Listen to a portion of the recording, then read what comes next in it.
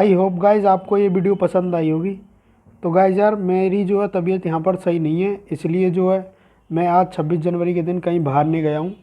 तो मेरे पास जो है डाटा पड़ा था पुराना अलीगढ़ महोत्सव का, तो उसी में से मैंने ये वीडियो निकाली है।